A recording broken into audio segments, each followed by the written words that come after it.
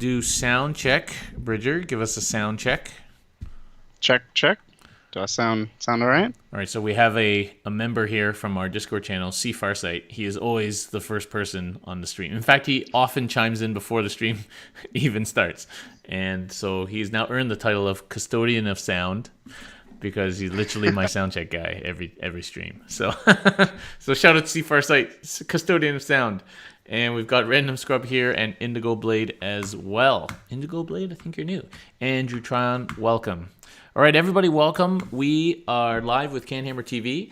And tonight we have with us Bridger Hahn from Tabletop Titans. Welcome, Bridger.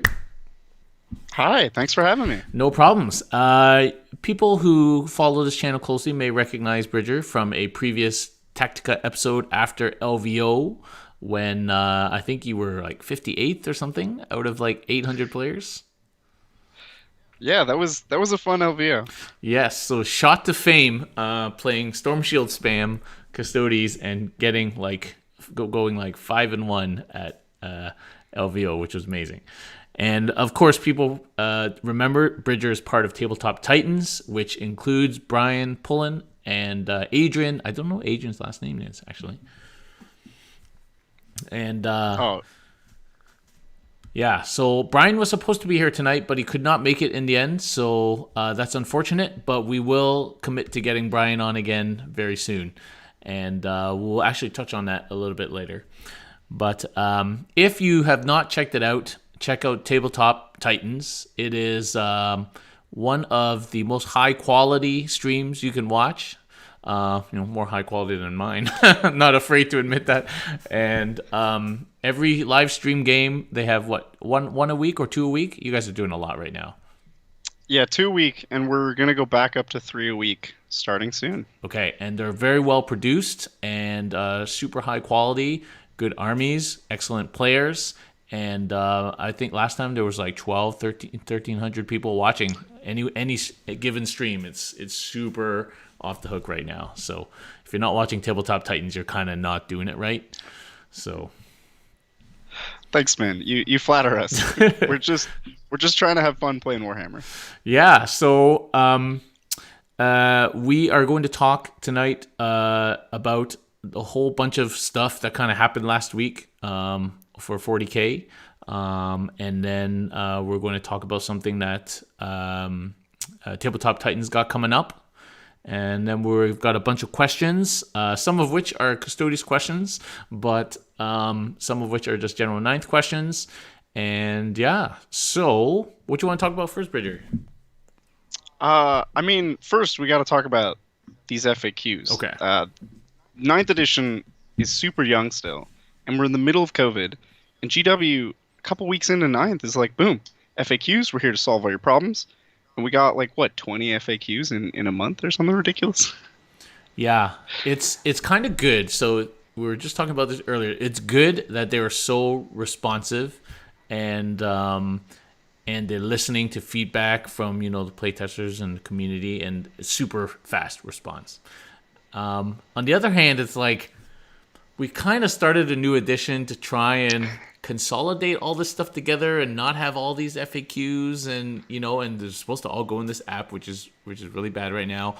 And then so now we're kind of already seeing the beginnings of FAQ spam and things like that. So it's a little bit unfortunate, but hopefully once the app gets working and it all becomes searchable and on your little phone, then it will be more manageable. But it's good and bad. Yeah, I definitely see this as an omen of the coming era of digital rules Warhammer. The app isn't good now, but it's clear that they're more focused on updating rules more often and in digital forms. So I think, although it's a little scary now, it's a good sign overall. Yeah. And I do have to applaud the roadmap to recovery, not for COVID, but for the app debacle.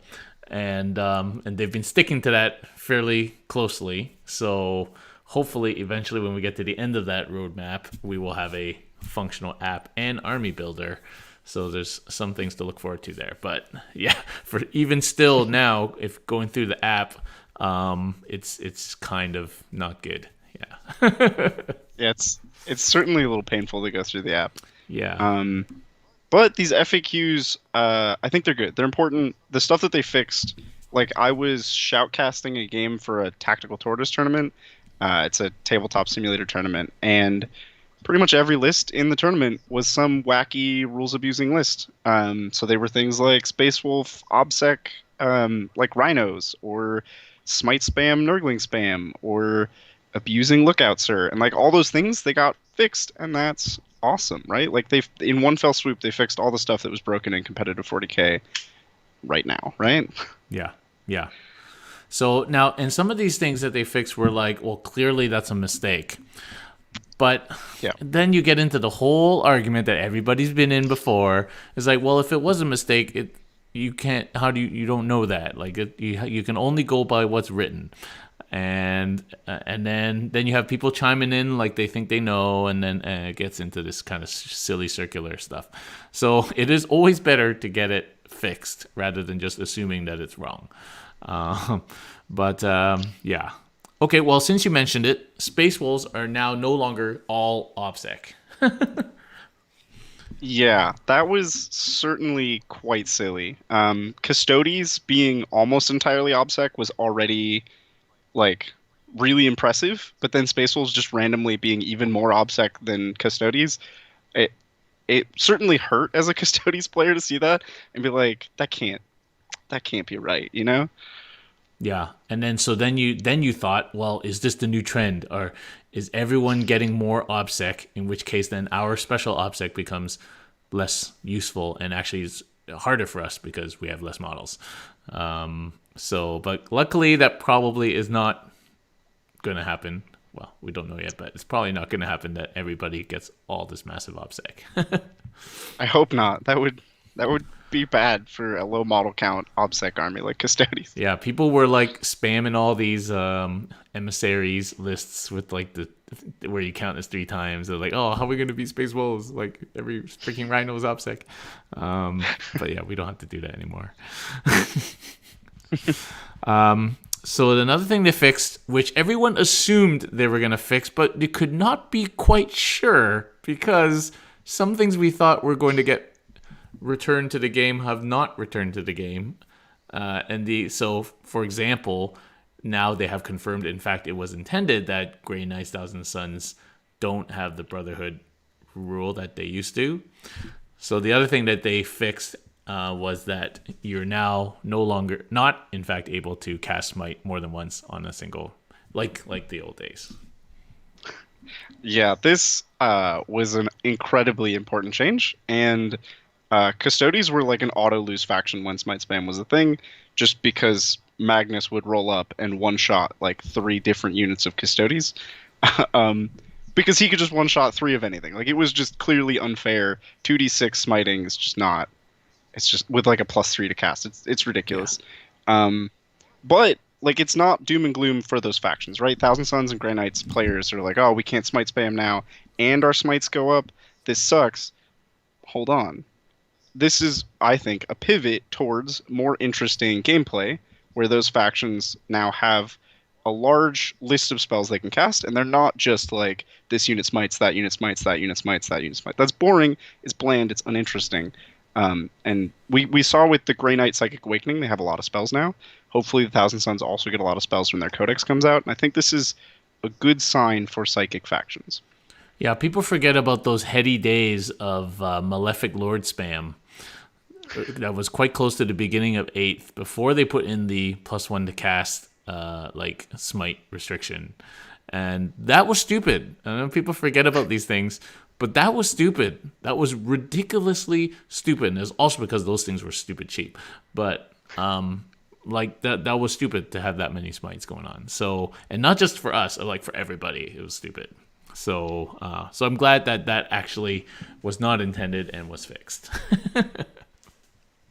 Yeah, it was certainly painful to see 50 Nurglings plus 5,000 Sons characters just dominating every army.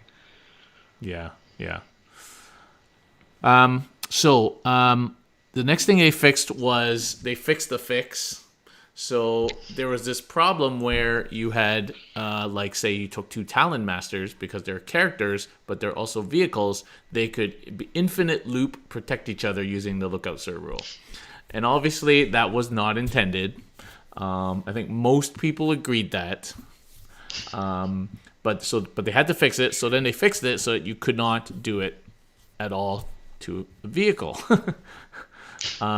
And then everybody lost their shit because some factions, their only option for some reason is to protect their characters with vehicles. So Harlequins is one that like to use that because they got lots of little cheap vehicles, and so people were losing their shit about that, and so they had to FAQ the FAQ, and so now it's what it was intended. So yeah.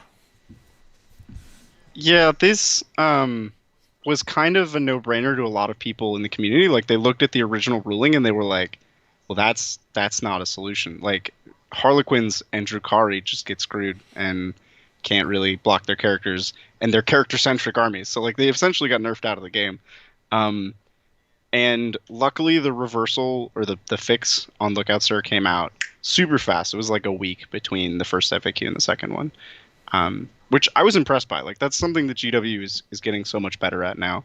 It is annoying. Like FAQ bloat is certainly a problem, but a lot of people like us, like we keep up with all of this. All the players who really care about this stuff tend to keep up pretty well. That's not to say that we should do this infinitely, but I think we're getting towards a better spot. Yeah, and if all it requires is that a thing changes on your app in the future, and when you look it up, it's just going to be changed. You won't have to look through many different versions or whatever.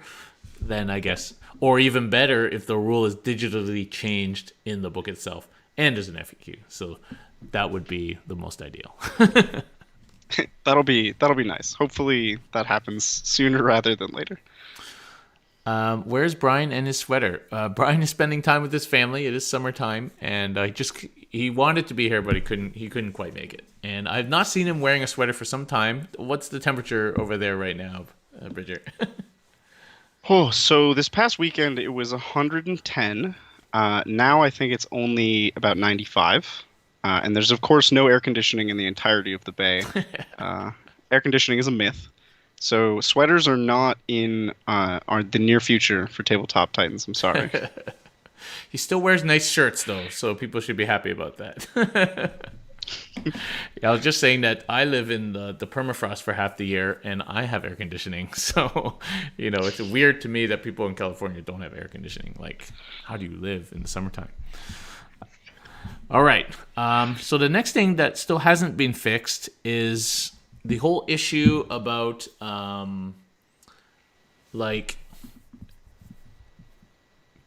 transitioning, like falling back, and like these abilities that make you like not count as having moved, and because it seems to completely, the original intent of those rules was not to override all the new restrictions when you fall back, but reading it straight up, they kind of do.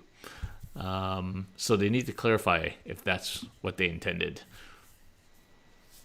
Yeah, there's a lot of these, and I worry that when they FAQ this, they're going to FAQ each of them individually, and they're going to miss a few, and then people will still try to use those. But a prime example is like Montka, which says units that are affected by this can move or advance this turn and shoot as though they did not move at all. In previous editions, like in 8th edition, this did not allow you to fall back and shoot because you still fell back in your move phase, because not moving wasn't a movement type.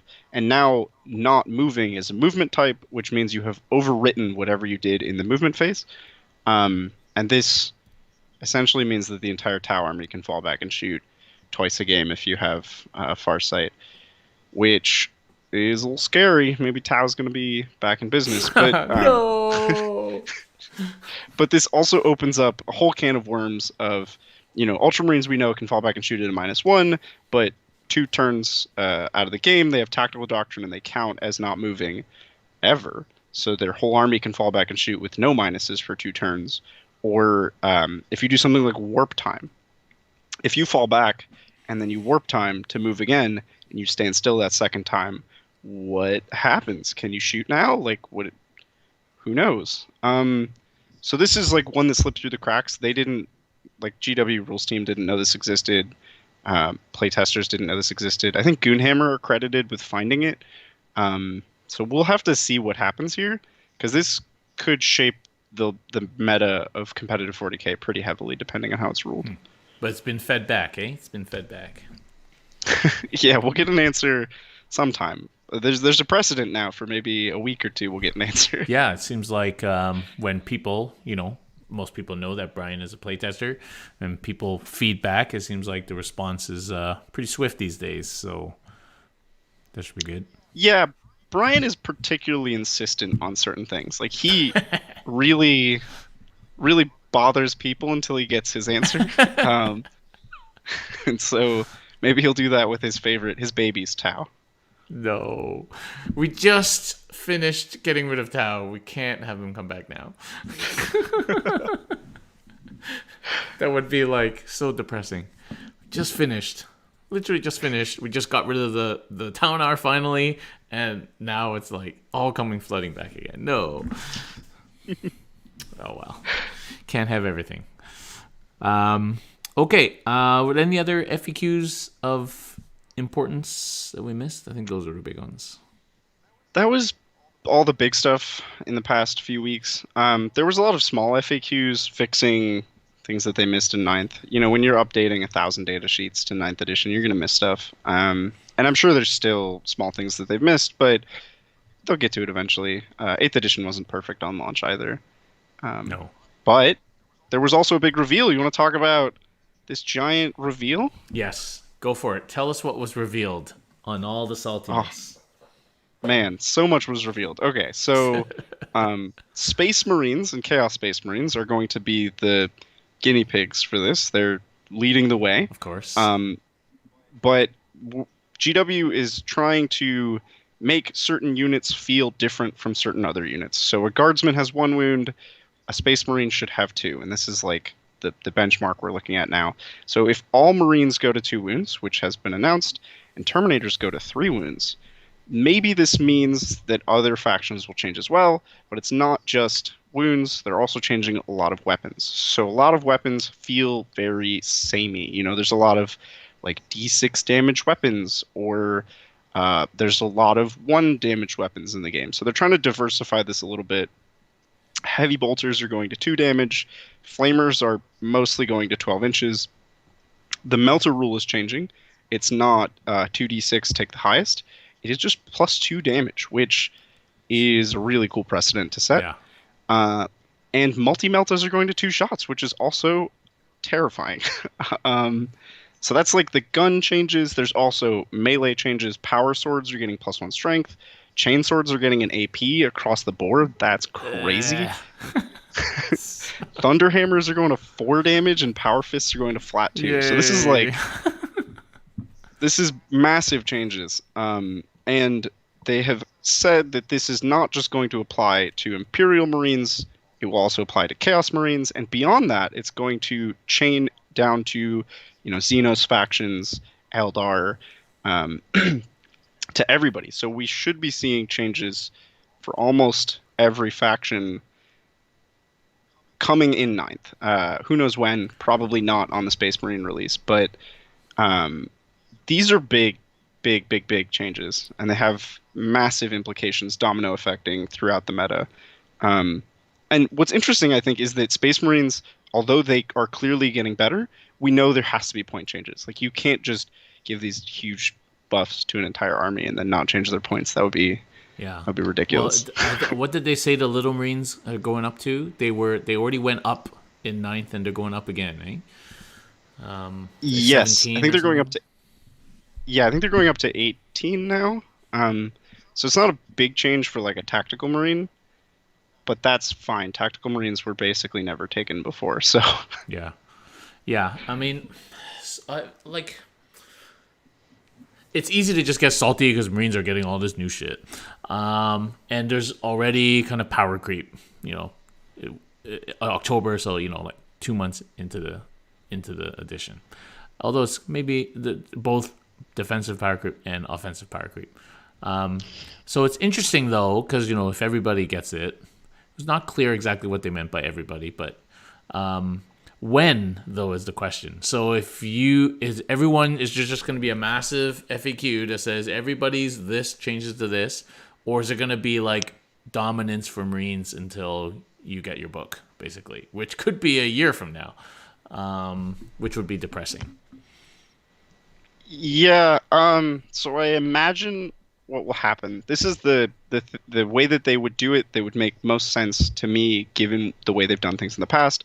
Is they'll say all the Imperial codexes will get all of the weapon changes immediately. So like 2 damage heavy bolters, that'll just go into effect as soon as Space Marine Codex comes out. Power swords, right? You see that in a lot of Imperial factions. They'll just get +1 strength across the board now. But I don't think we'll see that cascade into Xenos factions because they don't have the same names, so it's a lot harder to FAQ. Like you can't just say all the Eldar power swords are +1 strength because Eldar do have power swords, but they also have a bunch of other stuff that's effectively a power sword. But they could release a big table like they did for Blast, right?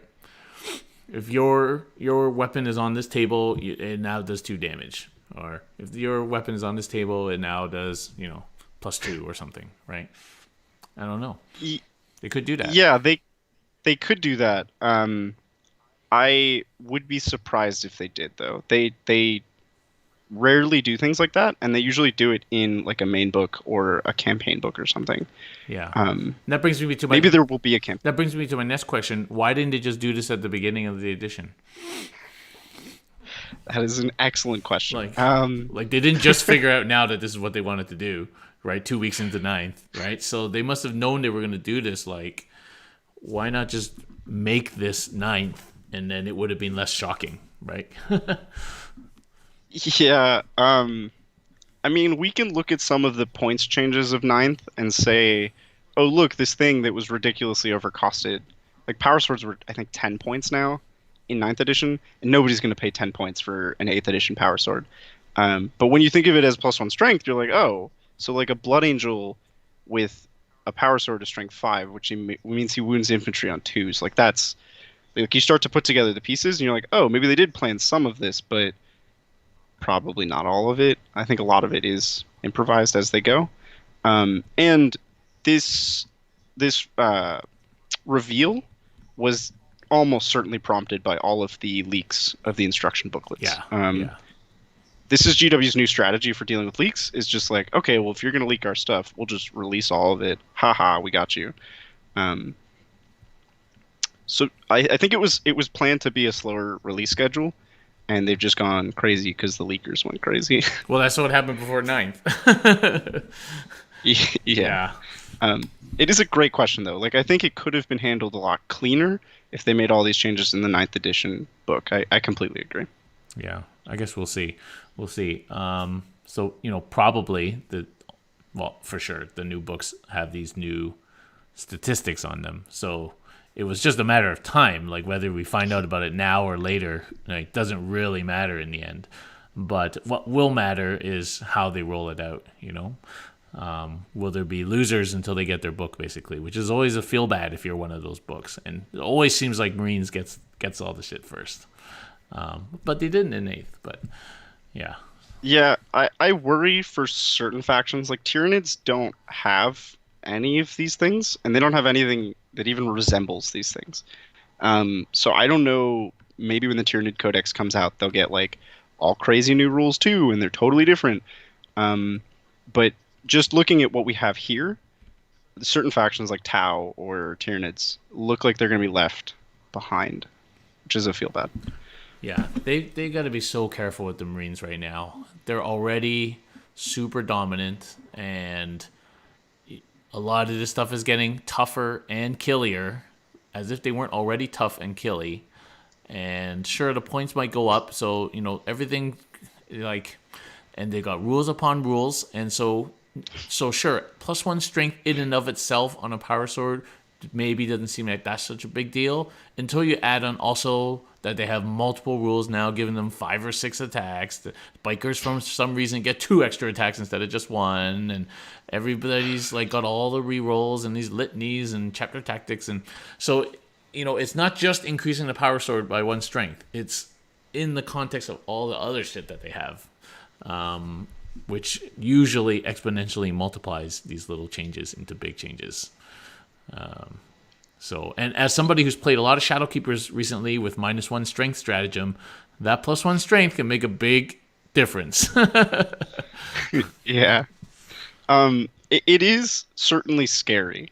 You look at this and you're like, wow, I don't know how I can deal with, especially as a Custodies players. You look at this and you're like, okay, cool. So they have better weapons than us, like across the board now, and they have all this flat damage. Like a Melta does 3 damage minimum now. That's pretty scary. Or they have more attacks than us, and they have the same number of wounds, and like they're so much cheaper, and it feels bad. But a lot of these changes are a double-edged sword. So like Imperial Guard gets a lot of these weapons. Like they get power fists, they get heavy bolters, they get flamers, they get melta, they get power swords, they get all these things, and all these things are now better at killing Marines, right? 2 damage heavy bolters, you're like, ooh, a Lehman Russ gets 9 heavy bolter shots. Like that's not nothing. You can kill 9 Space Marines with just your auxiliary weapons on a Lehman Russ. So a lot of this flat damage, like power creep, is good for Marines because they have it, but it's also bad for Marines because it kills Marines really efficiently. Yeah, but it ends up being the same thing in the end, right? So one wound, one damage weapon kills a one wound guy. Now it's 2 damage kills a 2 wound guy. Like it kind of ends up being the same thing. Just everything just kind of gets killier.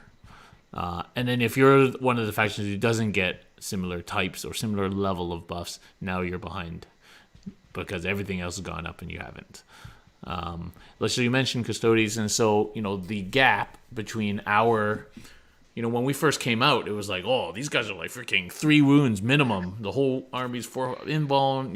Like everybody's got 3 attacks, 4 attacks. Is like, but now that gap between us, supposedly the craziest warriors in the Imperium, to the next level is getting smaller now, and in some cases there's no longer a gap, but there's still a points gap. So then it becomes like in terms of like Marine increases in offense helping other armies kill Marines, sure, but it's kind of all relative, like because they're also getting tougher. So Yeah, for sure. I mean, I think specifically for Custodies, there are certain changes that I would like to see in line with these Space Marine changes. I think Custodies need to universally go up at least 1 wound. Like if a Terminator has 3 wounds, or like these new Blade Guard veterans. In fact, if you compare Blade Guard veterans to Custodian Guard with Shield and Sword, you're going to be sad as a Custodies player yeah, because a Blade Guard vet is 35 points, the Custodian Guard is almost 55 points, and they have the same number of wounds, they have the same strength. The Blade Guard veteran has a better sword because it's flat 2 instead of D3. He has more attacks. They have the same armor.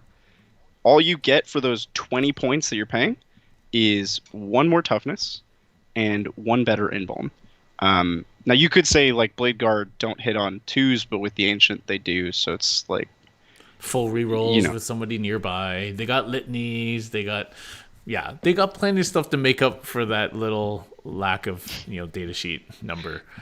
yeah. Yeah. So that's a great example of just where that gap no longer exists, right? Other than the points gap, which still exists. You know. Yeah, I would like to see all of the Custodies D3 damage weapons go to flat 2. The variance in the army feels so bad. When you roll poorly, you lose the game immediately. We don't have to talk about D3 on this channel. It is a well-known bugbear, and we don't want to spend 20 minutes on that rant. But I think if we see a lot of DX disappearing from damage of weapons, so if the multi-melt is going just +2 now, because even 2d6 select the highest is not great, right? If we're seeing a bunch of D6s go to like +1 damage or something, or like if we start seeing the variable damage disappearing, then I would hope that would roll over onto literally our entire army. Hopefully. I would also like to see the power sword change get put onto Custodies. So like our version of the power sword is, you know, not flat strength, like it's user strength. And I would like to see that get +1 strength, which would make it strength 6, which is it's a good number. And then what does that mean for the spear, which was already +1 strength? I think that should go to +2. So now we're strength 7 with the spear. Now we're talking. It looks like with the Custodies codex, they were afraid of going over strength 8. Like axes are only strength 8; they're not ×2. They could have very easily been strength 10, but they chose not to do that. Maybe now they will be. No problems. Forge World did it. Yeah, Forge World kind of just does their own thing.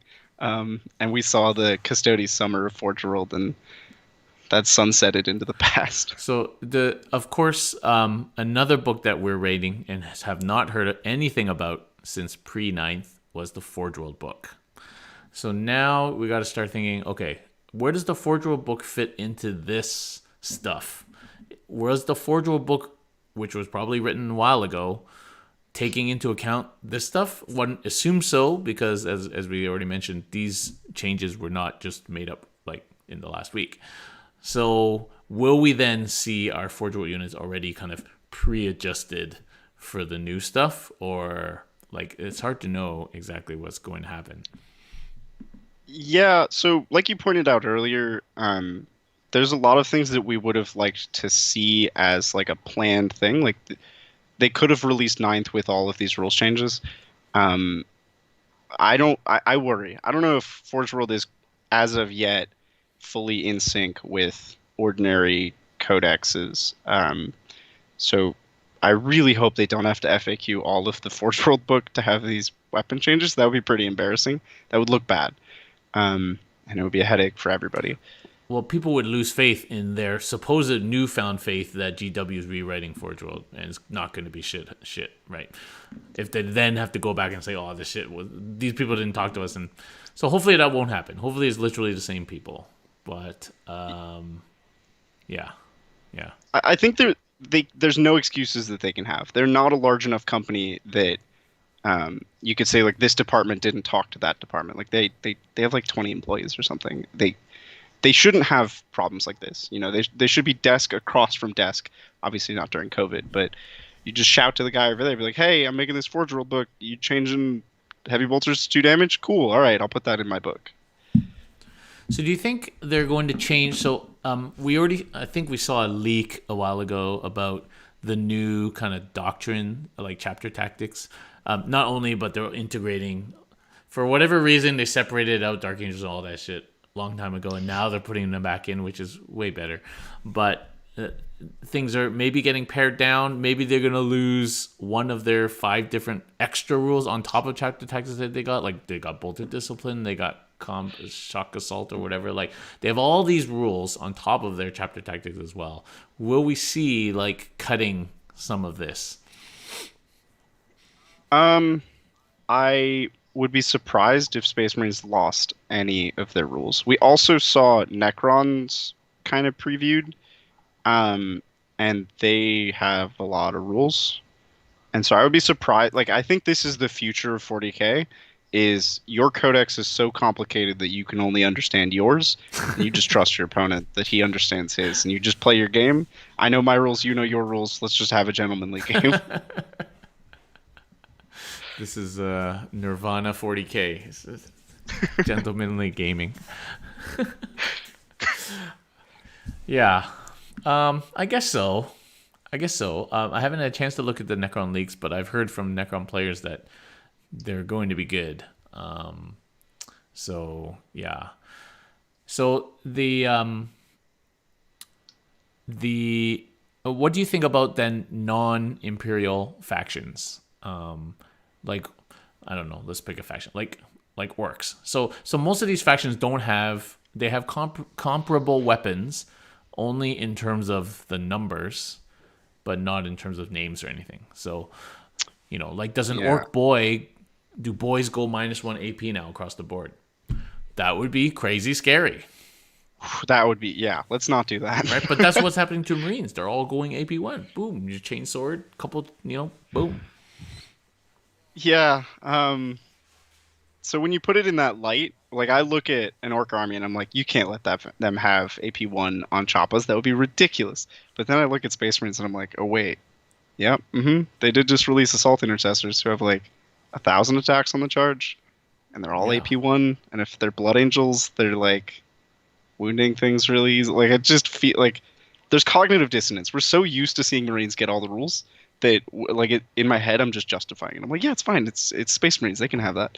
But now that you mention it, like that's ridiculous. Yeah, and I don't know if the game is better off down this road. Like this, we're going down a power creep road where it's like, okay, yeah, everything gets AP1. Is that a better game?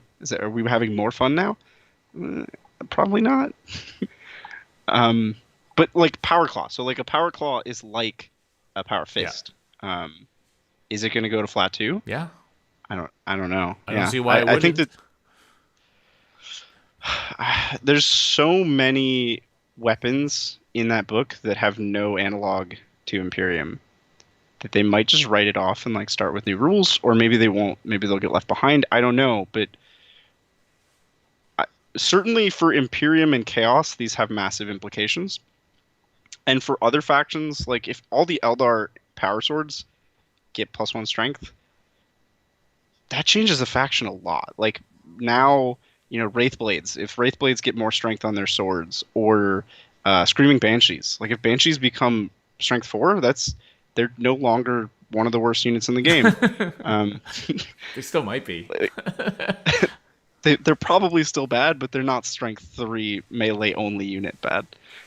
um, it's so hard to predict what ninth edition will look like because everything is changing so much, and it's changing simultaneously really fast and really slowly. And what I mean by that is there's these bursts of activity where they're like, here is a massive overhaul. And then a month from now, we're going to massively overhaul another thing. And then after that, we're going to massively overhaul this other faction. Um, and so keeping up with it is going to be crazy for the competitive scene. Um, there's going to be wild swings. Like every time a codex comes out, it'll be the best codex, right? We're going to be back to that nonsense. Yeah. It was almost kind of like that already in eighth. Some of the codexes were less, but yeah. So it'll be super interesting to see how they roll this stuff out. Whether it's going to be like a blanket on the whole thing, or it's going to be the haves and the have-nots again. Yeah, we'll have to see. We'll have to see. Because even us, like we're an Imperial faction, but we don't have corollaries, right? We don't use chain swords, power fists. We don't use that stuff. Even our basic bolter is not a bolter. Our Pyrothite spear is a melt-a-gun, basically, but it's not. It's a Pyrothite spear. So, like the Aquilons have heavy bolters, basically, kind of. Like, so, Yeah. it's I wonder what they're going to do, right? So, Yeah, like the Adrastus Bolt Caliver has just like the Sagittarium gun just has a heavy bolter mode. Is that going to go to 2 damage? Because if it does, that model's like amazing now. Um, it's it could go either way. It could be really great for our faction. Either they'll see that Custodies should be measurably better than Space Marines, model by model, and we'll get all these crazy buffs and it'll be awesome. Maybe we'll get +1 attack on the charge, because why would we not have that when Space Marines do? um, or maybe we'll get left behind. It's impossible to say because things are just changing so much right now. yeah, yeah. Okay. Um, let's switch tack a little bit. So, we just had the first major of ninth, which was the Flying Monkey. And we won't talk too much about it, and it's controversial right now. There's people who want to talk about it because it's an event, and there's some people who don't want to highlight it because they're not sure how responsible it was to hold such an event right now. So we won't get into that whole debate. I have my opinions, and that's fine. But we have an event now, and the big question right now in competitive 40K is what's good and what's not good. So I believe that you and Brian and Adrian are going to help us try and answer that question. Yeah, so we're excited. Starting this Saturday, we're launching the Tabletop Titans tournament. A lot of T's. Um, and so we're going to take 8 of what we think might be some of the best army builds across different factions, and we're going to play a single elimination tournament between the 8 of them. So for 2 or 3 weeks, we'll just be every stream will be a competitive game, and we're going to pit these factions against each other and see who's going to come out on top. I'm rooting for Custodies personally. But it'll be Brian's more safe, probably higher win rate build of Custodies. Um, and we're really excited. And I think, we look at these tournament results and the way that ninth edition tournaments are working right now, matchups are everything, and the board is everything, and the mission is everything. So we'll have to see how these factions play out. This is going to be a short, it's only 3 rounds for a given faction, but I'm excited to see how all these factions hold out. We certainly, in our head, have like a top 4 and a bottom 4 in terms of these 8, and it'll be curious to see if that really plays out the way we expect. Yeah. So, are you able to reveal to us what the factions you're who participating is? Yes, let me see if I can list them all off from memory. So we have Custodies, Death Guard, Craft Worlds, Admech, White Scars, Okay. Orcs. Oh man, that's only 6. All right, Tau 7. I'm only missing 1. Oh, what is it? Harlequins? Harlequins. Yes, Harlequins are number 8. And I think Harlequins are actually in a better place than a lot of people think. Yes. But they have some really, really, really bad matchups. So hopefully they don't get paired like that. So only one Marine faction. Yes. We could have done like all 8 Marine factions, and we chose not to. In fact, I think we're not even bringing what is publicly perceived to be the best Marine faction, which is Salamanders. We're bringing what we privately believe to be the best Marine faction in the future, which is White Scars. Yeah. I think White Scars, well, nobody knows right now because nobody's playing tournaments, but I suspect there are enclaves of people playing White Scars right now and dominating. So that's interesting. We already have, of course, people asking, are you allowed to reveal Brian's Custodies list? Yeah, so it is a pretty similar list to the one that we just ran a couple of weeks ago on stream. I believe he will have 1 large unit of Alaris, so that should be 6 Alaris Terminators. He will have a banner.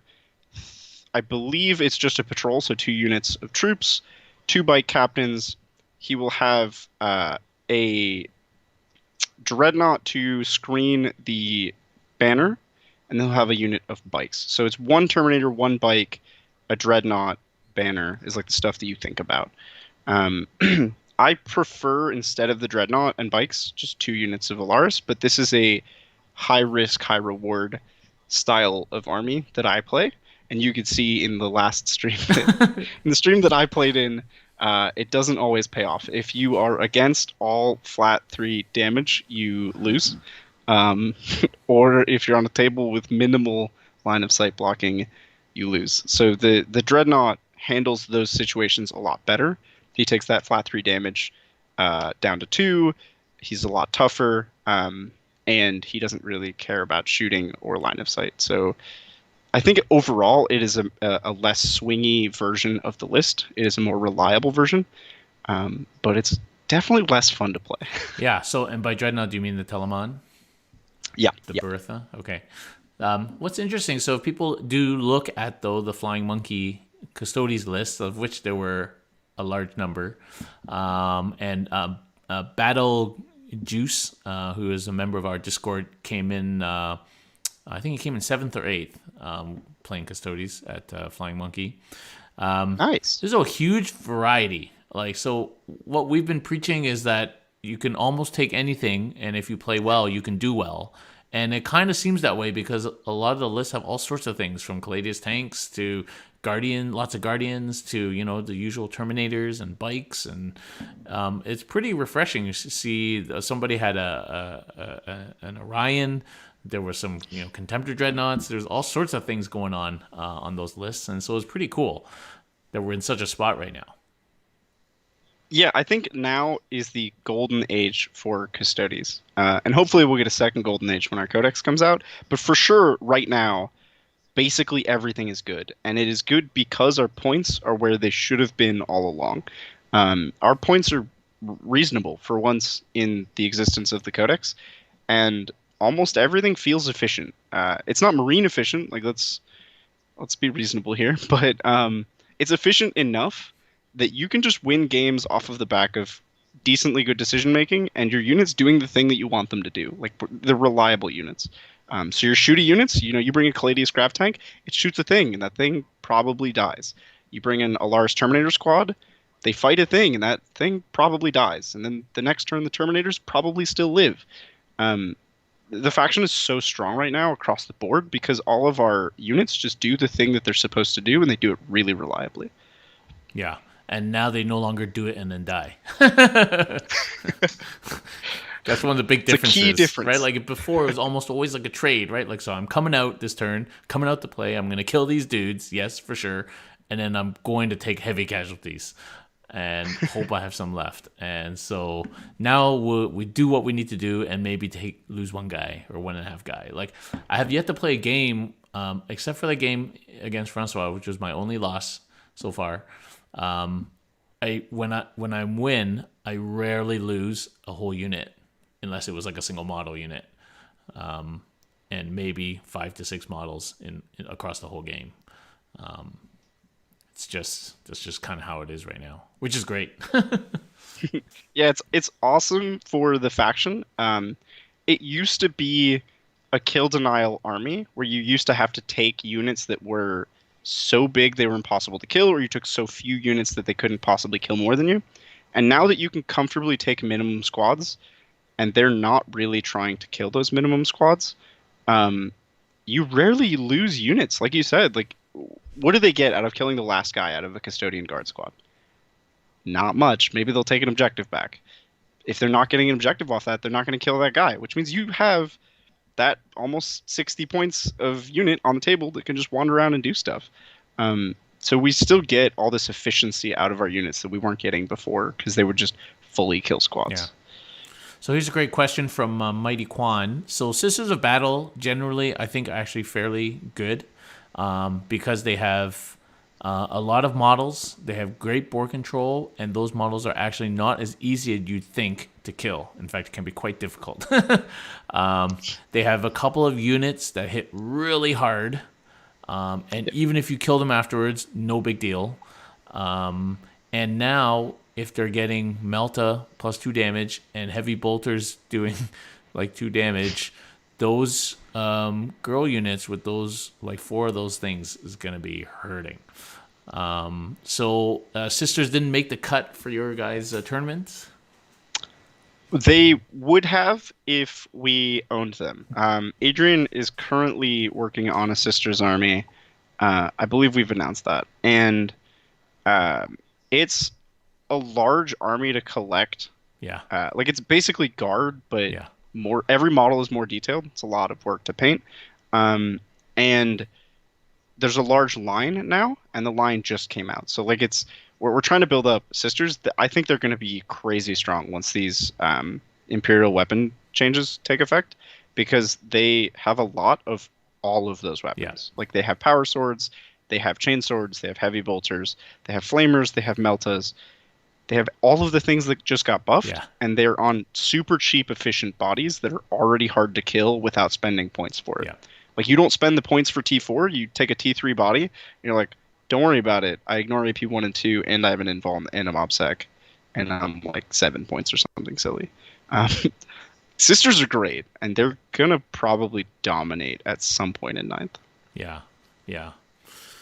Yeah, no, we said it here, Chris. Your army is good. Shout out to George, who I have not seen for quite some time. I thought he maybe got COVID or something. He's not been on the Discord, and so shout out to George, who's just made an appearance. He's Hey, George. he's back. So this starts on Saturday. This Saturday, like in 3 days. Okay, and then Yeah, real it's soon. gonna run for like 3 games a week for like 2-3 weeks. Is that's the plan? Yep. So all of our shows will be entirely competitive for the basically this month. It's going to be a lot. We're excited. We're going back to 3 games a week, which is a lot of work, but it's exciting to see. Ninth edition's fun, you know. If you don't take it too seriously, I think a lot of people um, are stressed out for a lot of reasons right now, and they're expecting something out of ninth edition that they're not getting. But if you just take it at face value, it's so much fun to play, even competitively. You know, I think competitive 40K right now is a bit of a mess. It's a blast. Yeah, yeah. I think it is fun. That's for sure. Yeah, you kind of take it with a grain of salt. And actually, now's a great time to play competitive 40K because nobody really knows what's super good, and everything probably has some value somewhere. Yeah, you should allow people to like bet on the outcomes or something. Yeah, so we're putting out the bracket sometime soon. I think we're recording that tomorrow. Um, so we should have like a promo video before Saturday, and we'll go over all the matchups, and it's gonna be a good time. Yeah. Interesting. Okay, well that sounds really good. So, Tabletop Titans, guys, as we mentioned at the beginning, if you don't follow Tabletop Titans, you should. And great games, great people, and good quality. And soon a who's who of 40K. So, what's your prediction? Who do you think is going to win it? Have you seen all the Ooh, lists? it's got to be Custodies. If it's not Custodies, I'll be sad, and I think Custodies might lose to Death Guard or White Scars, depending on how the brackets play out. My top four for sure are AdMech, Custodies, Death Guard, White Scars. Um, and there's a chance that some of the Xenos factions sneak in. Like Tau could win a game. Um, Orcs could possibly win a game. I think Harlequins are super close to being tier one just because they're good against the armies that are good. But I really want to see Custodies win. Well, I watched last week. Nick Nanavati, Art of War, was playing his fusion troop spam basically against John and his Custodies list. And John barely won of some lucky rolls in the last turn by 3 points. So I think that's a pretty tough matchup for Custodies actually. Yeah, so it'll be really interesting to see how that goes. And I think you put it; those are the matchups that I would be nervous about. Yeah, so I'm going to a small RTT this weekend, and there's probably going to be Death Guard. Chris is going to bring his sisters. There's going to be Grey Knights. There's going to be the usual stuff. It's going to be tough gaming, that's for sure. Yeah, Grey Knights, I don't think are positioned to be a top army right now, but they counter Custodies pretty well. Because when you hit with a hammer for Custodies, they can kind of just shut it down with their Paladin squads. And they hit you back in a way that, like, they fight on a dimension that you can't deal with. Like, they psychic you, and you just can't handle it. Or they shoot you with 10 billion 2 damage shots, and you crumble. So Custodies, I think, struggle with Grey Knights, even though they're not a top faction. So that should be try to avoid that matchup. Try my best. So Blood Angels also are crazy strong against Custodies because they fight you on your axis. They're just better than you at it. They're like, cool, we're gonna fist fight. We're gonna like go out back. Let's do it, and then they win. yeah. +1 wound is so good. +1 wound. So good. Yeah. Okay. Anything else you want to talk about before we go to questions, Bridger? No, let's go to questions. All right. Let's go to questions. Okay, we'll go to Discord first. People on Twitch have questions. Please put them down. Okay. What are Custodies' big predators at the moment? We kind of talked about that. There's going to be a large proportion of Custodies questions. But, from a competition standpoint, is it better to take Imperial Guard or Sisters of Silence? Ooh, I'm assuming he means in like I'm a Custodies list. yeah, I'm not a proponent of Sisters of Silence. I think that they need a lot more before they can really be useful in Custodies lists. They need Um, to be troops if they for were one. troops, yeah, if they were troops, I would have taken them like Yeah. immediately. But especially now that you can take a Calexis without burning a slot or breaking detachments or anything, I think a Calexis just does what Sisters do, but more efficiently, harder to kill, um, theoretically more lethal in combat, although that's not really a thing you need, and deals with Psychic just as well. So I think I would go with Guard for sure. So I'm running a list tomorrow night with 2 sister squads and 2 rhinos. I've got them painted up right. There's all my sisters girls up there, and just purely for getting onto objectives and sitting there. And if they do anything else, it's bonus. So we'll see how that goes. I had to give up a little bit of hitting power for that, but not as much as you'd think. So we'll see how that goes. I'm not bringing them for anti-psychic at all. If, as I said, if they do something anti-psychic in that matchup, then great. But we'll see how well they do. Bringing guard is fine. They do the same thing that they used to do for us in terms of move, objective holding, stuff like that. But now you're paying for them, CP, Yeah. like 3 CP, which is a lot. It, So you have to decide if that's useful for you. it is definitely a lot, and it's enough to the point where I would try to get something else out of that detachment as well. I wouldn't just take a min detachment of guardsmen. Yeah. I don't think that's worth the 3 CP. I would try to get a psyker in there or some artillery, maybe put a basilisk in there. That's something that Custodies can't get. Yeah. Yeah. How many sweaters can you wear under Oramite? That is an excellent question. I think Oromite is actually compressed sweater. So there you go. It's actually made of sweaters. You can get thousands of them in Damn, there. too bad Brian's not here. I would ask him that one. What do people think will be the best faction to soup with Custodies? That's a matter of huge debate right now. So lots of people are souping G-Man, just G-Man, because he's kind of like an extra expensive kind of Trajan that kind of hits harder because he's got a better sword. So lots of people are bringing G-Man right now, and they seem to be like they're doing well. Scions is really on the radar right now with Plasma, or as John used them just for like drop troops, just to like get like scramblers and just to get like line breakers and stuff like that.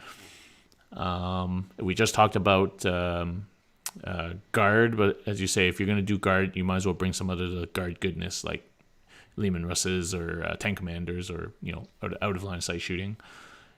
I haven't seen much else. I haven't seen people do it with like Sisters of Battle or stuff like that.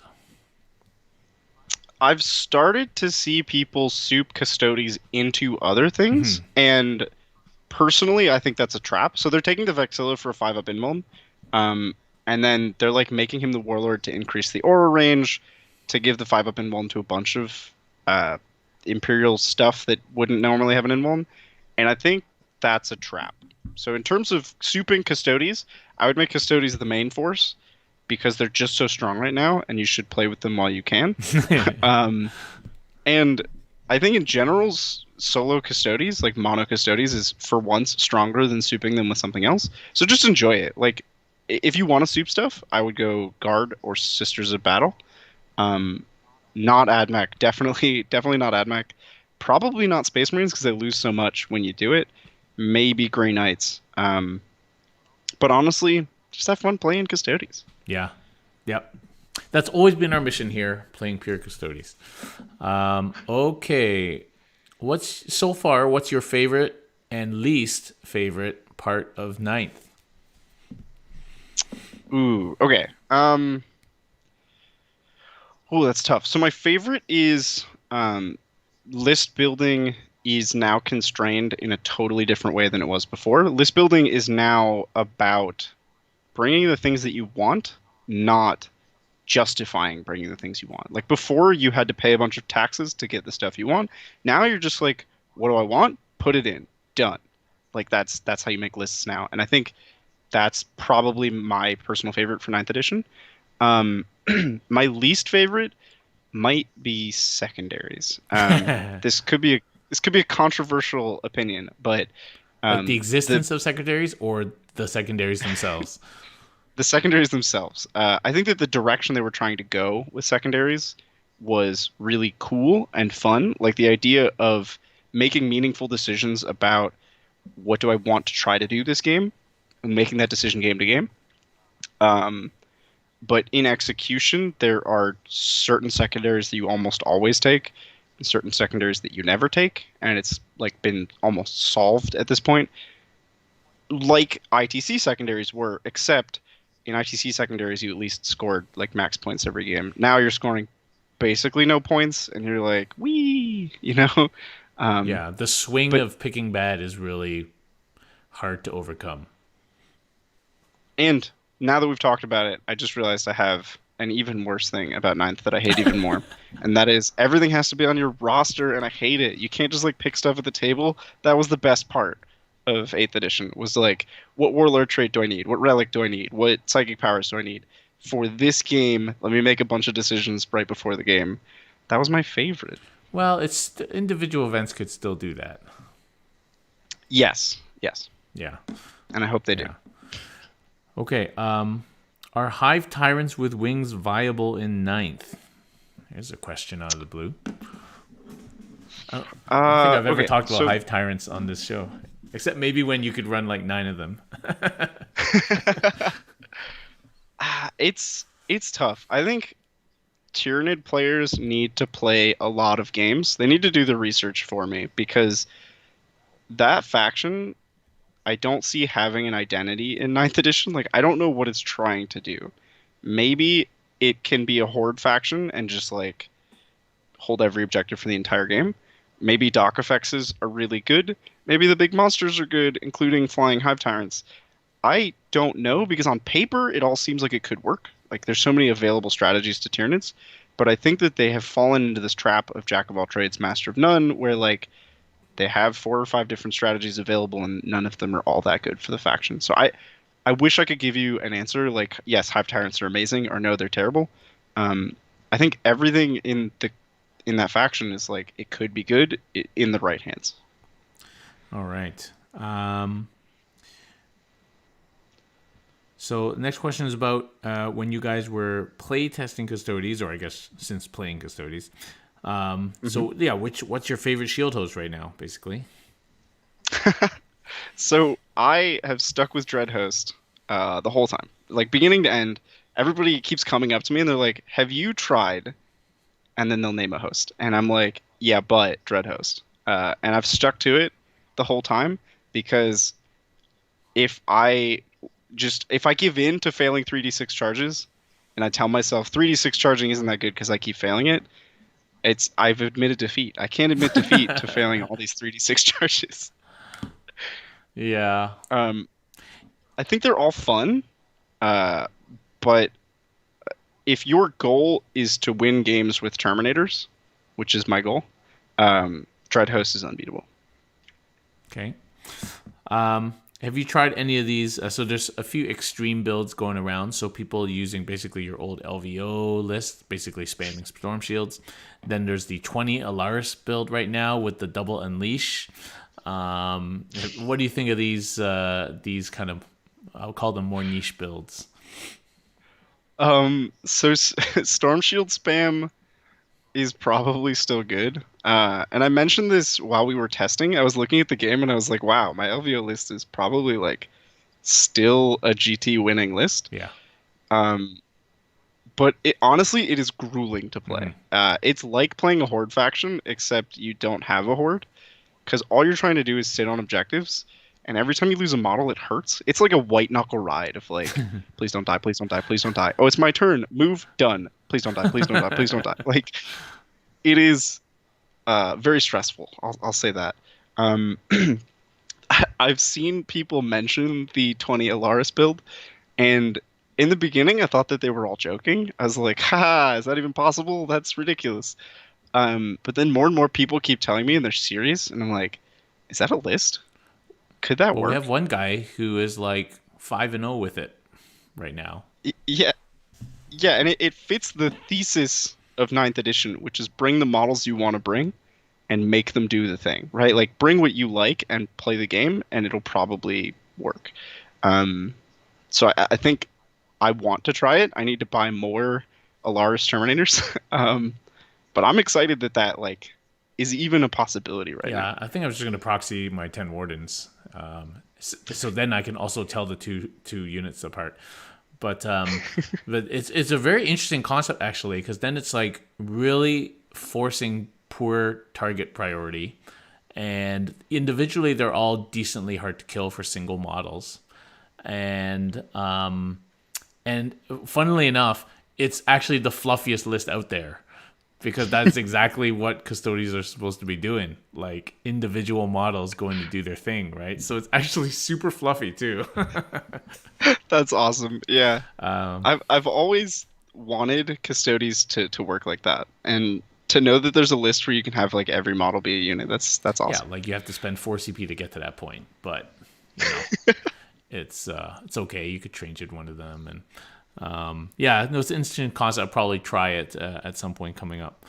Um, okay, this question asked already. Um, have you guys? Well, maybe you can't tell us this, but were these marine changes tested? Like these changes we talked about? I presume that they were. Y yes. Nothing is tested to the extremes of the tens of thousands of players. Like once something gets launched, that's really when it gets tested hardcore because there's less than 100 play testers, and when you like just orders of magnitude, right? Tens of thousands of players all getting their hands on the rules at the same time and all having different thoughts is guaranteed going to find things that the playtest team could not have found in the amount of time they Mm-hmm. had. This was all playtested. Um, I'm not going to say like how thoroughly it was playtested, but you know, everything has to be in degrees of trust, right? Like you have to say, okay, we can only commit this much time and these many people to playtesting this because we have another thing coming out and they got to playtest that too. So, like we're just trying to split our time, you know? Yeah, yeah. All right. So how do you win with Tyranids or GSC in ninth? I don't think I've seen that much. I've seen the Ridge Runners being played. I think Ridge Runners got a little bit better, obviously, because there's no penalty moving, but I don't think I've seen any nids on the table actually for a long time. Yeah, we internally talked a lot when we were doing our faction focuses about Tyranids, and we had long, long conversations about like how does this army work. And honestly, we didn't really come up with a great answer. Unfortunately, I think Tyranids are kind of out of luck until their codex comes out. Maybe all the Tyranid players out there can figure it out know the faction better than me and they have all the reps, but I just don't understand what that faction does.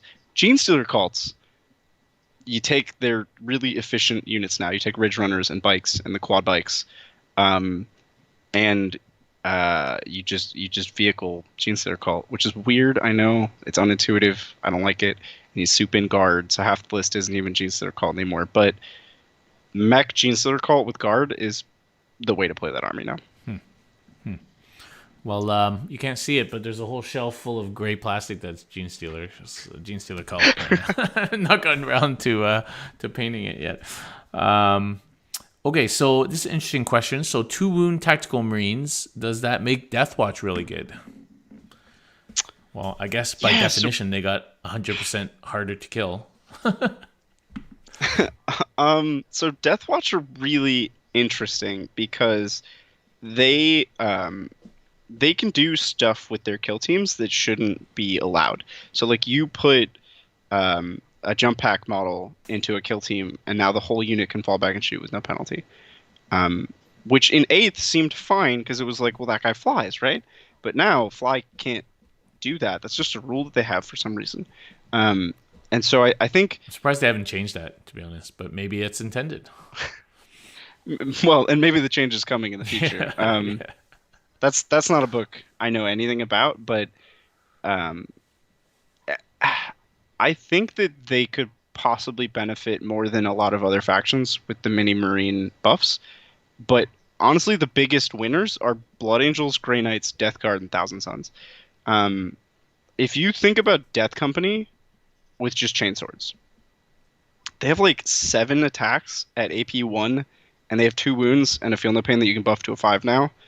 Like, they're so... You don't even need jump packs anymore. Like, you could put them on foot, you could put them in rhinos, it doesn't matter. They're insane. They are so efficient. Unless their points, like, double, they're so good. Yeah. A +1 to wound, -1 AP on everything. Oh, man. Oh, that makes me depressed. But we'll see. Maybe their points will go up like 50% or something. I don't know. It's possible. Okay. What should I add to my list if I'm dealing with a heavy marine local meta? I'm assuming this is a Custodies question.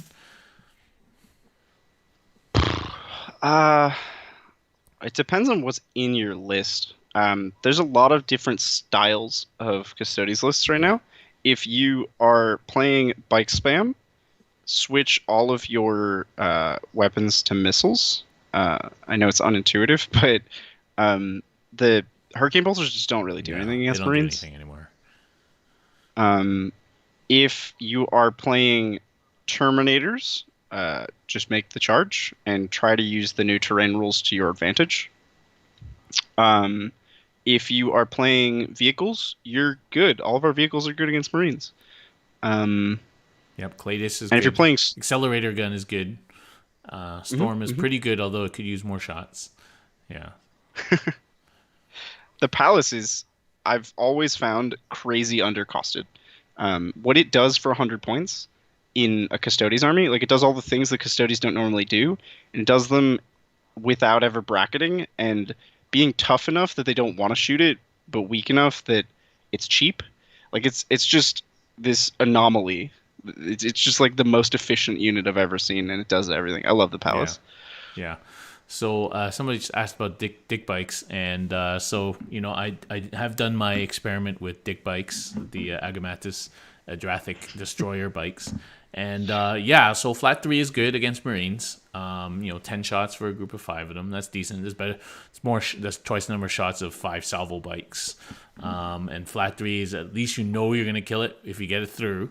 Whereas you roll your salvo, you could roll a 1 or a 2 and you're still crying. So I think they are 10 points more, otherwise exactly the same. So I think it's real against an elite marine meta.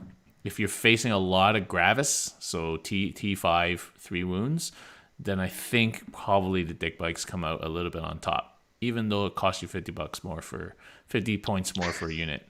But if you're mixed in there, any kind of vehicles or anything, you're probably just better off buying a unit of salvo bikes instead.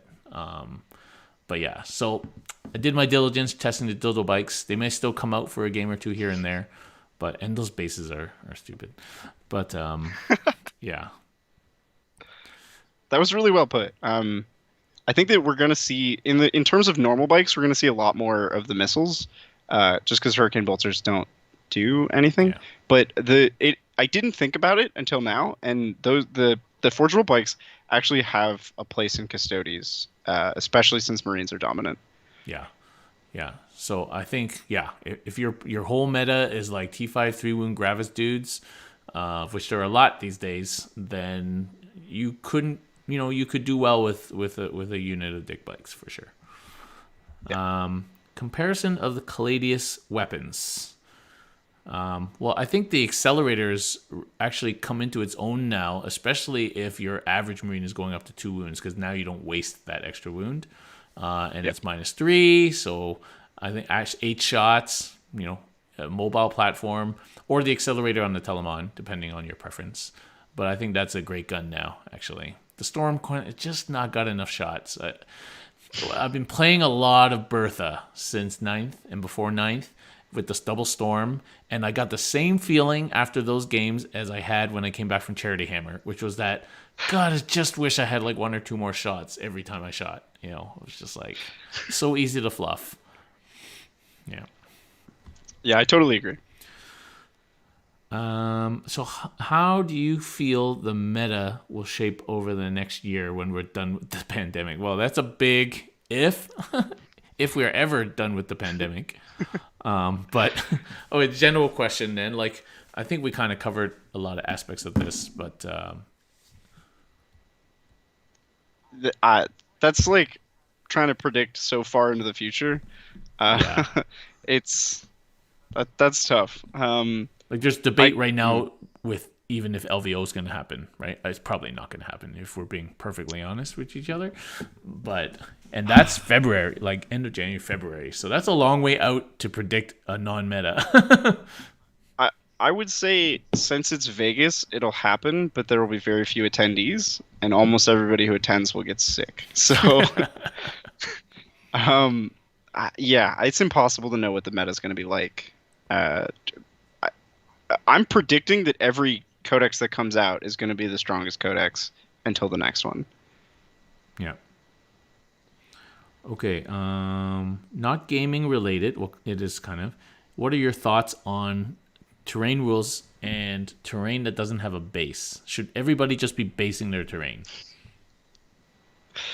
Oof. So this is a big, like, almost culture war between different regions. Because different regions play with different terrain. So, like, I'm in Southern California, and so we use a lot of the frontline MDF terrain at all of our big events because they're run by frontline. And all the small events are modeled towards those big events, right? These are like preparatory events for the big stuff. And all that terrain has bases because it's all MDF terrain. And so we look at the ninth edition terrain rules differently than people who play with GW terrain, like Europe. And the East Coast uses a lot of like Nova terrain. And so everybody looks at the terrain rules differently depending on the region they're from. And it has caused some interesting arguments about how people think the terrain rules should work, given, you know, if this rune does or doesn't have a base, if it has like, do you just draw the triangle, or what about the shadow of the roof, or like, there's all these questions about where the area terrain starts and stops. Honestly, just talk to your opponent. Like, that's the catch-all answer. Just figure it out with your opponent. That's it. Like, we can't argue about this for months because nobody's right. Yeah, and you know, everybody's got different terrain, and it's never going to be everybody has the same terrain, right? So just if you're in a game, just discuss it before you do anything else, and you'll be fine. Write it down if you have to. You know, record it. I don't know, whatever. I don't think it's actually as big a deal as people are making it out to be. So the big promise before Ninth came out was that melee armies were going to get a lot better. Mm-hmm. Do you think that has happened? Yes. I also think that certain shooting armies got a lot better, but broadly, I think melee armies benefited more. And you can see this in the success of Custodies and Death Guard and certain Marine factions, that smaller board and objective holding being the priority for the game means, and the new terrain rules, all combined to mean that melee armies are just going to score more points. Like, when they play their game plan involves picking up more points than a shooting army, which just inherently means that they're winning more games. So yeah, I think melee armies got a lot better. Yeah, and I think there's a lot of gun lines who have had to start bringing some more mobile, less gun liney type elements in order to move forward a little bit and get on those objectives. Otherwise, even if you shoot the melee army off all the objectives, they already racked up enough points to win. So if your army incentivizes you to, and I found this with Custodies, and it's been a big culture shift changing from hide hammer turn 3 come out and play to actually sometimes I got to deploy on this line, and whether I go first or second and move straight up and use my new defensive stratagems to stay alive. And the one game I lost was because I was still playing 8th edition hide hammer, and the opponent got on 5 out of 6 objectives and they just won. Like, it was game over already. Yeah. So it was a real eye opener, that one. So I just slipped into the old habits of let's hide behind this rune for a couple of turns, and didn't work at all. Yeah, if you look at the game that I lost on stream, That was the next question. Why? How did you lose that game? oh, okay. So first, everybody looks at how I played, and they're like, "Well, why didn't you just hide behind that ruin?" Well, if I hide and I go first, the same thing happens on his turn 1. I come out to almost the exact same place. Like, that's as far as I can move. Maybe I'll advance a little further, and the exact same thing happens. But if I go first the way I did deploy, I can get behind the middle blocking runes and try to survive.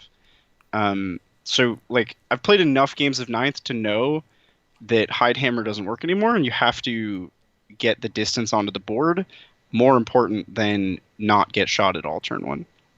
Why did I lose? A little bit of a peek behind the curtain of how we make shows.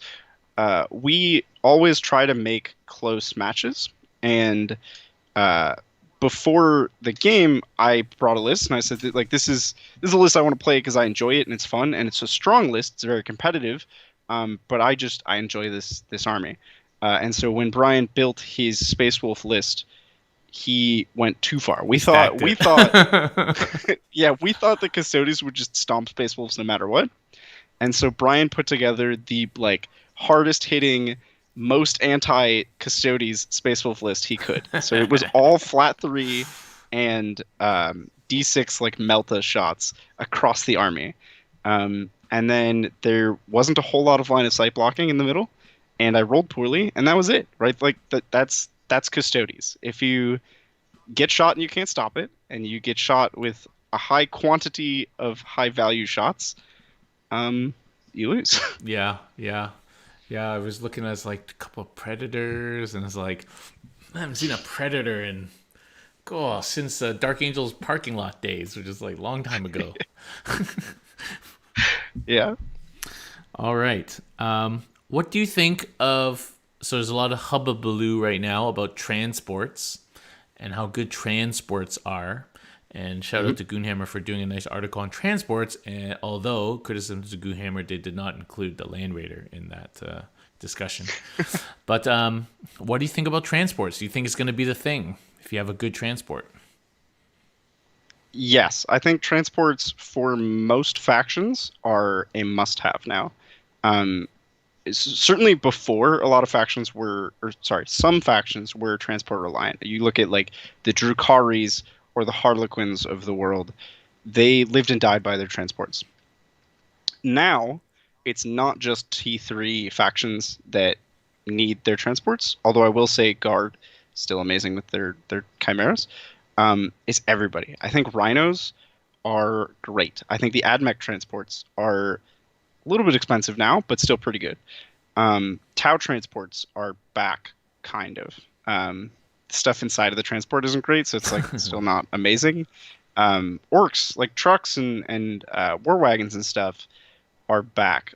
Transports do a lot of things that are just central to winning games now. You have to get your OBSEC onto objectives really fast and keep them alive. And those are all 4 of those things are the 4 things that transports do. So yeah, transports are great. Yeah, I think if you're going to play transports, you have to walk that fine line between enough transports and too many in terms of giving up secondary points for vehicles. I think as Nick always talks about in Art of War, if you think of a unit sitting on an objective, it takes 1 occasion of shooting possibly to kill it. Whereas if you have a transport with a unit and maybe even a character inside, now that takes 3 separate occasions of shooting to kill it, which not a lot of armies have that, and then spread across multiple transports. So This is the theory I'm hoping to try, because even though I have just a Rhino and 5 T3 1 wound girls, that is 2 shooting occasions of shooting that is not coming at the rest of my Custodies. And similar types of shooting required to kill a Rhino at least. So, and if they're shooting me, then they're not shooting the guys who are getting me my banners and my objectives and stuff. So it'll be interesting to see how that plays out. Because as you say, even like the humble Rhino, I just took my Dark Angels Battle Company Rhinos and sprayed them gold. At least they're doing something now. So interesting to see how that plays out and what kind of target priority decisions play out. Yeah, I think it's especially interesting with Custodies because they can't afford to shoot anything other than your Custodies. Like if your Custodies aren't dying, they're getting into the enemies and killing them. So they have to shoot the Custodies, which means they're not shooting the Rhinos. And so you're just going to claim objectives with cheap sisters. Yeah. That is the goal. Because like the Rhino's like 75, 5 if you want to give it a hunter killer. I think you just use trash points for that if you have trash instead of Misericordia. But yeah, so 75, just a reasonable price for T7, 10 wounds, 3 up save. -1 to hit for 1 turn. Carries your girls where they need to go. 12 moves 12 inches. People forget the Rhino's pretty fast. Like it's a 12-inch. Callidus only moves 14, so the Rhino almost moves as fast as the Callidus tank. It doesn't fly, but so it can be useful. You can block your sisters disembark behind that. You can't see the sisters. And of course, you can screen for characters and stuff too. Move, block, take Overwatch. Like, it can have lots of different uses. You can use it obnoxiously as you want, like the Callidus. Recon, all sorts of things. So, yeah. And then so Raday's mentioning if you have obnoxious vehicles like Plague Burst Crawlers or any Impulsors with invuln saves or Feel No Pains, then it becomes even worse. Yeah, the Plague of the Impulsor. The Impulsor is an interesting unit because it shows that GW did plan certain things about Ninth. The Impulsor went up a lot of points when Ninth dropped. And it's because they knew that Ninth was going to be a transport meta and that Impulsors were dumb. A 4-up invuln flying transport that carries Primaris is like... For like less than 100 points. Good. It's too good. Yeah. You think we're going to see a lot of drop pods? Yes, but for different reasons. I think we're going to see Death Company without jetpacks in drop pods. I think we're going to see Grav devs make a big comeback when they have 2 wounds. And I think Chaos is going to have drop pods with things like Noise Marines. Like Slaanesh can guarantee deep strike charges. There's a lot of interesting things you can do with mini Marines and drop pods. But I'll put a big caveat on this. It's easier to screen out deep strike than ever. It is so easy that Marine players don't even take infiltrators anymore because like just normal units playing the game screen out deep strike. So you got to be careful. I wouldn't all in on drop pods, but I think they have a place. Mm-hmm. Yeah, and I wonder if drop pods will go up in price because they're pretty cheap right now. They might, but they also might not just because strategic reserve exists. Like, you're paying points to do a thing that you could have done with 1 command point. You know what I mean? Yeah, that's true. Yeah. Okay.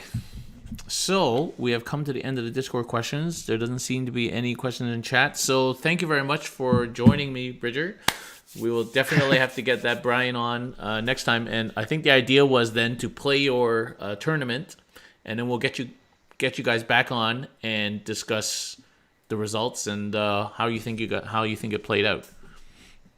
Yeah, thanks for having me. I'm super excited to see how things play out, and then I would love to come back and talk about how the lists worked. Yeah, for sure. Okay, well, thanks very much for watching, guys. Don't forget to subscribe and to follow us here on Twitch, YouTube, Facebook, and check out our Discord channel, which is just under Bridger there on the other window.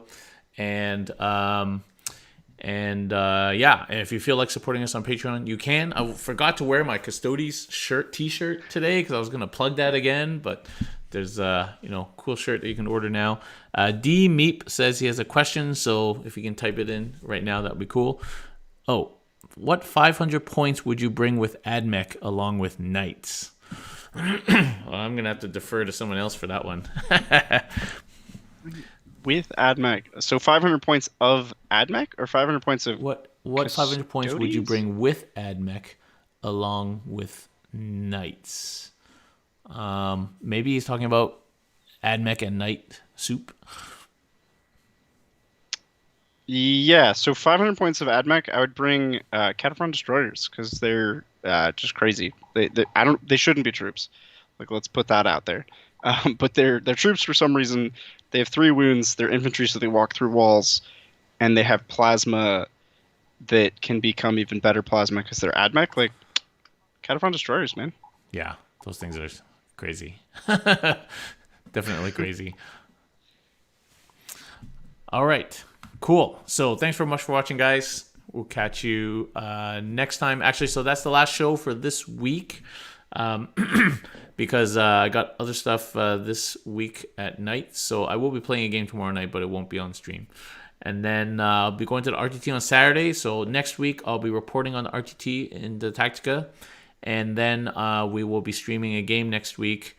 We'll be streaming all day on Tuesday at Chris's house. Multiple games. So we're streaming 3 games on Tuesday.